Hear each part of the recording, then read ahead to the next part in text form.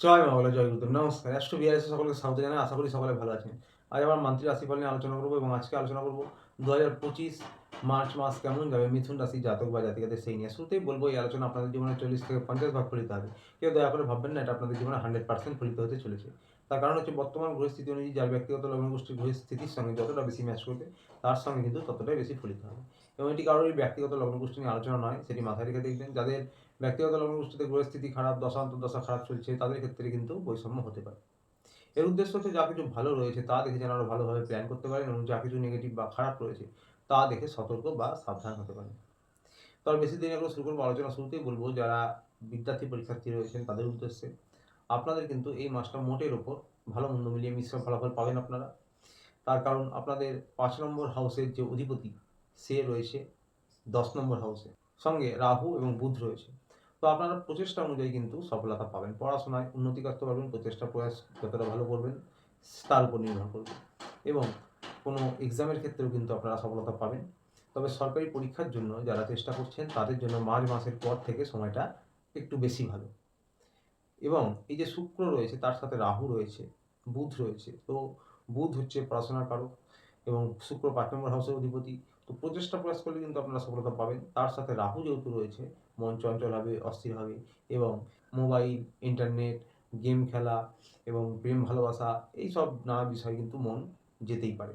এইগুলো খেয়াল রাখতে হবে, পড়াশোনায় ফোকাস করতে হবে।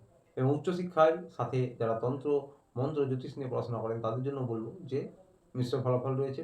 ভালো মতন প্রচেষ্টা প্রয়াস করুন, তবে কিন্তু পজিটিভিটি আপনাদের থাকবে। যারা প্রেম ভালোবাসায় রয়েছেন, লাভ রিলেশন, তাদের উদ্দেশ্যে বলব আপনাদের কিন্তু ঘোরাফেরা, আনন্দ হুল্লোড়, কোথাও ভালো জায়গায় খেতে যাওয়া এ সমস্ত থাকবে। রোমান্টিকতা, আকর্ষণ থাকবে। তবে কর্মব্যস্ততা বাড়বে, আপনারা একটু সময় কম দিতে পারেন এবং বোঝাপড়া মোটামুটি আপনাদেরও উন্নত করতে পারবেন। তবে রাহুর প্রভাবে কিন্তু একটু হুটহাট রেগে যাওয়া, ছোট কথাকে বড় করে তোলা এগুলো থাকবে। হুটহাট রেগে যাওয়া, যার জেরে কিন্তু ছোটোখাটো বচসা, মনোমালিন্য এগুলো থাকবে। তবে আপনাদের মোটামুটি 60% ভালো কাটবে এবং রোমান্টিকতা, আকর্ষণ বৃদ্ধি পাবে, ঘোরাঘুরি, আনন্দ হুল্লোড় হতে পারে এবং আপনারা কর্মের জায়গায়, কর্মরত জায়গায় কিন্তু কারোর নতুন করে প্রেম হওয়ার সম্ভাবনা রয়েছে। নতুন প্রেম আসতে পারে যেখানে জব করে সেই রকম জায়গা থেকে অনেকের ক্ষেত্রে। বিবাহিত জীবন নিয়ে বলব যে আপনাদের ৭ নম্বর হাউসের অধিপতি দেবগুরু বৃহস্পতি ১২ নম্বর হাউসে রয়েছে। তো সুতরাং আপনাদের মধ্যে সম্পর্ক উন্নত করুন, আপনারা কিন্তু ভালো মন্দ মিলিয়ে মিশ্র ফলাফল পাবেন এবং আপনারা এবং আপনার পার্টনারের শারীরিক দিকে নজর দিন। পরিবারে যারা শ্বশুর শাশুড়ি, বাবা মা রয়েছে তাদের স্বাস্থ্যের খেয়াল রাখুন এবং পরিবারে কিন্তু মিশ্র ফলাফল পাবেন আপনারা। ছোটোখাটো ট্রাভেলিং হতে পারে, আনন্দ হুল্লোড় হতে পারে, মাঝে মাঝে কিন্তু পরিবারের সদস্যদের সঙ্গে টুকটাক মনোমালিন্য হতে পারে। এবার বলব ব্যবসা বাণিজ্য, সরকারি বেসরকারি চাকরি নিয়ে।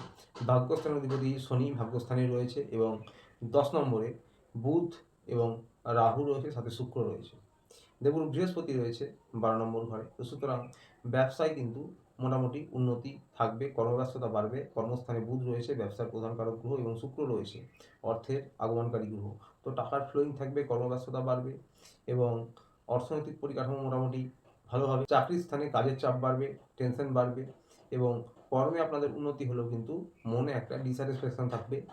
প্রমোশন, পদোন্নতি হতে পারে। তবে হঠাৎ সিদ্ধান্ত নেবেন না ব্যবসায়ী, সরকারি বেসরকারি চাকরি যে কোনো ক্ষেত্রে, তাহলে কিন্তু টুকটাক সমস্যা হতে পারে। এবং যারা সরকারি চাকরি করেন, বিশেষভাবে রাজনৈতিক ফিল্ডে রয়েছেন যারা, তাদের কিন্তু মার্চ মাসের পর থেকে সময়টা মোটামুটি আর একটু ভালো হবে।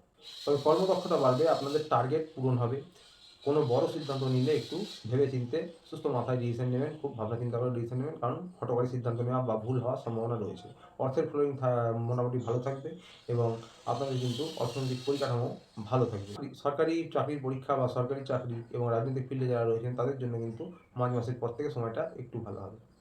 স্বাস্থ্য নিয়ে বলব যে পেটের সমস্যা, স্টমাক, লিভার, কিডনি, যারা ১২ মাস কোনো পুরনো সমস্যায় ভোগেন তারা কিন্তু নিয়মিত ডাক্তার দেখান, হাঁটাহাঁটি, যোগব্যায়াম করতে পারেন।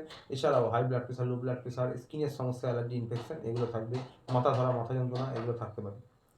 প্রতিকার নিয়ে বলুন, মিথুন রাশির জাতক বা জাতিকারা, আপনাদের যে রাশিটি সেটি হচ্ছে একটি বায়ুতত্ত্বের রাশি। তো সুতরাং আপনারা পবনপুত্র হনুমানজি প্রত্যেক মঙ্গলবার পুজো করতে পারেন মন্দিরে গিয়ে এবং বাড়িতে প্রত্যহ হনুমান চালিসা পাঠ করতে পারেন। বাড়ির ছাদে উঠোনে পাখিদের কিছু খাবার খাওয়াতে পারেন, অত্যন্ত ভালো প্রতিকার হবে।